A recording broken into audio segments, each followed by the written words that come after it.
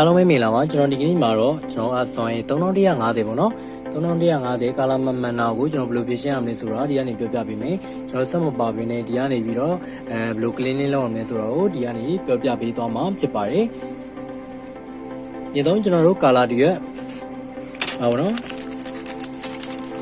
ကာလာတွေရဲ့ဒီကနေပြီးတော့ print ပေးလိုက်မယ်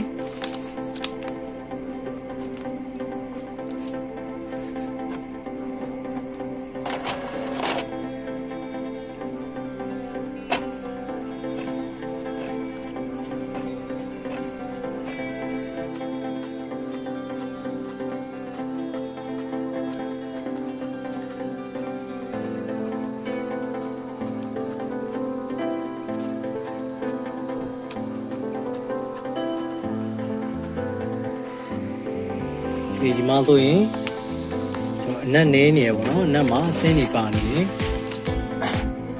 ဟိုနဲ့ quality ကအရန်ကွာနေတယ်အဲကျွန်တော်တို့ဖြူမယ်နောက်ထပ်ဒီရထုတ်ကြည့်အောင်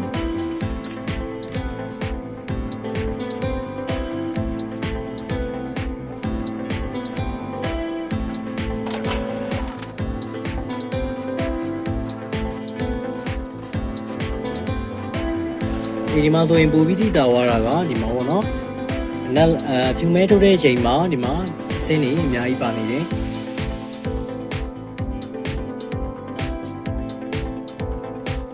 โอเคကျွန်တော် clean လုပ်တာကိုခဏလေးစောင့်လိုက်မယ်အဲဒါဆိုအရင်ဆုံးကျွန်တော်တို့ဆက်လေးကိုပိတ်ပေးရမယ်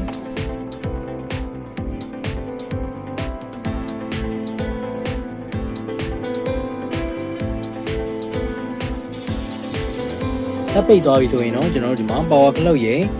ဒီနောက်ဆုံးပါပေါ့နော်ဒီဆေးရဲ့ paper bottle လေးရဲ့ဒီ power bottle လေးရဲ့ကျွန်တော်ဆေးရဲ့ဒီ paper bottle လေးရဲ့ကိုစုံဖိထားရမယ်။ power ပွင့်လာပြီဆိုတာနဲ့လွတ်လိုက်မယ် power bottle ဖိထားမယ်3စက္ကန့်ဖိထားမယ်ပေါ့နော်ဒီဆေး bottle ပြီးရင်လွတ်လိုက်မယ်